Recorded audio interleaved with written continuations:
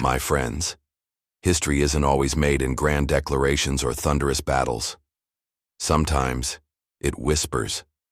Sometimes it arrives on a quiet Moscow tarmac, carried on the refusal of a single soldier's arm to move and the astonishing response of a world leader that left diplomats gasping and continents whispering.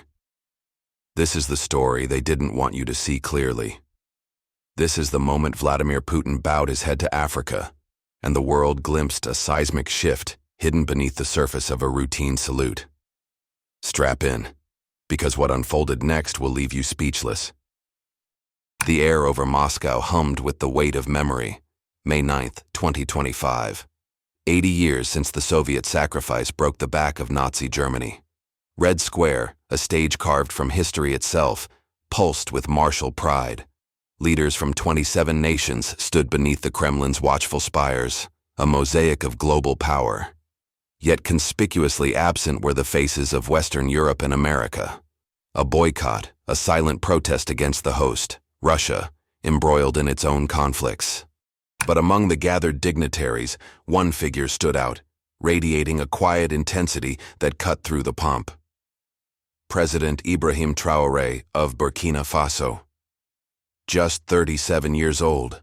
A former army captain who led a popular coup against a corrupt regime, now the charismatic beret-wearing face of a nation yearning for true independence. His very presence was a defiance. While major powers stayed home, bowing to Western pressure, Traoré had come. He wasn't just attending, he was signaling a revolution. Think about it. For decades, Burkina Faso, like much of West Africa, danced to the tune of its former colonial master, France. French soldiers patrolled, French corporations extracted, French influence permeated. But Traoré? He'd slammed the door shut. French troops were expelled, the old exploitative ties were severed. And in their place, a bold new alignment. Remember that handshake? St. Petersburg, July 2023. Putin and Traoré, clasping hands, a photograph that ricocheted across Africa. It wasn't just a greeting, it was a geopolitical earthquake. Burkina Faso was pivoting decisively towards Moscow. Dawn broke over Moscow on May 10th, crisp and clear. The Victory Day echoes lingered, but a new act was beginning. At Domodedovo Airport, anticipation crackled. This was Traoré's solo entrance, his moment under the Russian spotlight. Kremlin media crews jostled, broadcasting live to a nation curious about this young African firebrand. Social media across Africa buzzed. Captain Ibrahim, they called him, drawing comparisons to Burkina's legendary revolutionary hero Thomas Sankara. This wasn't just a visit. It was a coronation for a new kind of African leader. The whine of jet engines signaled his arrival. The door of the distinctive Russian Air Force plane swung open, and there he was, President Traoré.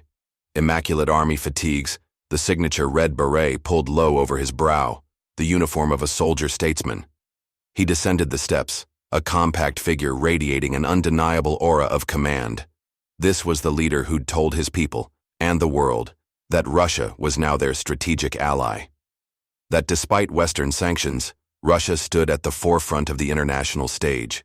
He spoke of buying Russian weapons, learning Russian technical expertise, a complete break from the era of French patronage.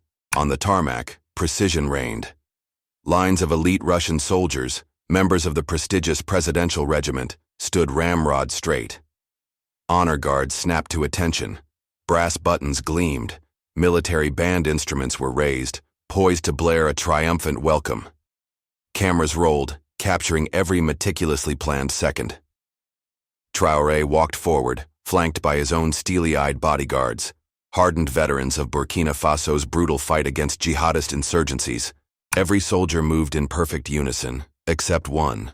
Near the end of the line, a young guard froze. Not a flinch, not a muscle twitched.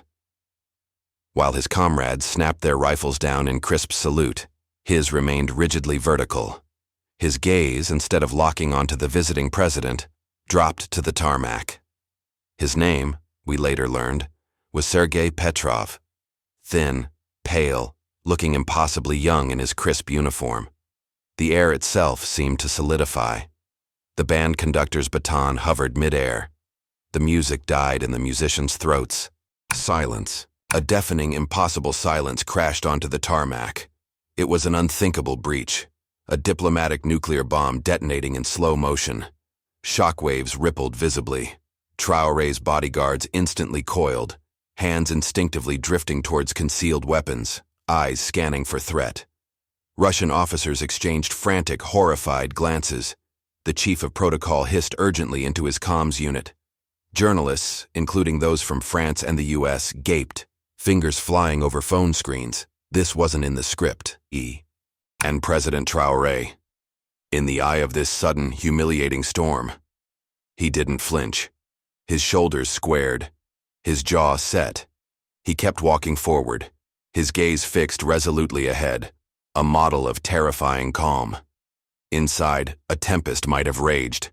The insult to his nation, his person, the deep sting of potential racial contempt.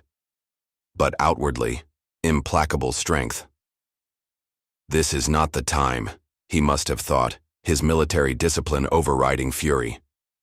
In front of Putin, in front of the world, Burkina Faso shows dignity, not anger. The ripple reached the epicenter. Vladimir Putin, standing nearby observing the arrival, turned his head. His famously inscrutable face registered something. A flicker of surprise, annoyance, the weight of a potential international scandal crashing down.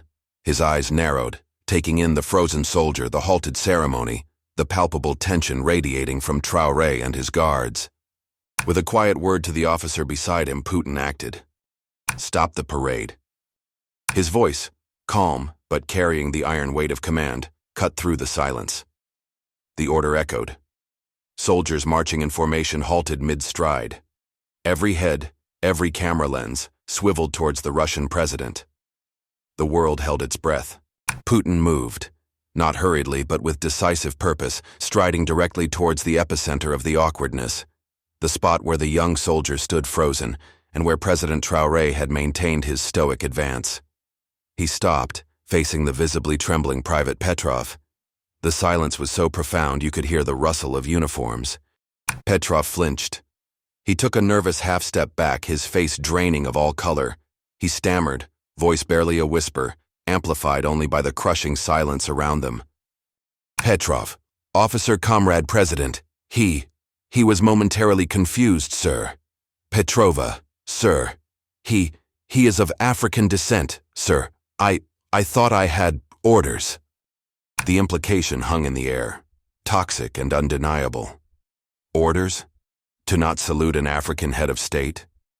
Racism, explicit or implicit, laid bare on the world stage. The tension snapped taut enough to break. Traoré's expression remained granite, but his eyes held a storm. Putin's face hardened. Then in a heartbeat, Putin pivoted. He turned fully to President Ibrahim Traoré, and he did the utterly unexpected. He placed a firm, steadying hand on Traoré's forearm. Not a patronizing pat, but a grip of solidarity. Putin, voice clear, projecting sincerity. President Traoré, please accept my apologies. Our comrade here, he gestured dismissively towards Petrov, did not follow protocol, but he is young and inexperienced. A slight conciliatory smile touched Putin's lips. The pressure valve hissed slightly. Cameras caught the Russian officer beside Petrov bowing deeply in apology. But Putin wasn't finished. He stepped closer to Traoré. The two leaders, the aging master of the Kremlin and the young lion of the Sahel, stood face to face. Putin looked directly into Traoré's eyes. Then, astonishingly, Vladimir Putin reached out. He gently took President Traoré's right hand in both of his. Journalists leaned forward, cameras zoomed frantically.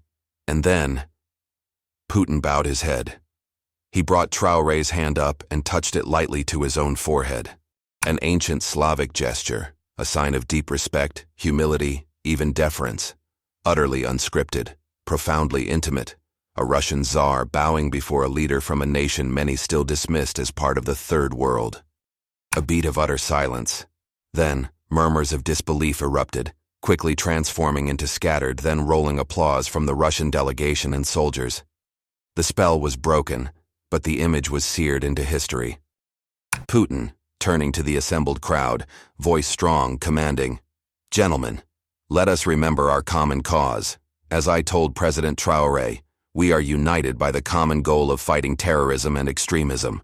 We stand together." The effect was electric. Officers snapped fresh, immaculate salutes. This time, Private Petrov, face chalk white, jerked his rifle down in a belated, trembling salute. President Traoré, with a gravity that spoke volumes, returned the salute, not to the chastened soldier but to the Russian nation accepting the restored honor. Putin offered a final, meaningful smile. In that single, breathtaking sequence, the refusal, the confrontation, the apology, and that bow, more was communicated than in 1,000 diplomatic cables. A statement had been made. Putin then leaned in close to Traoré, speaking words too quiet for microphones, but the context was clear. Promises of continued support against the jihadist scourge ravaging the Sahel, praise for Traoré's leadership. The crisis was averted, transformed into a powerful display of alliance. The footage exploded, not just on Russian state TV, which hailed it as a masterstroke of Putin's diplomacy. Respect for a leader speaking truth to power, but globally. The image looped endlessly. Putin, forehead to Traoré's hand. Across Africa, social media erupted. Hashtags like France Salute for Africa and Traoré trended instantly. Young Africans saw not just an apology, but validation. Finally, respect on the world stage, one Pan-African forum screamed. Traoré's icy composure was legendary. Dignity like Sankara, they declared. The moment symbolized a rejection of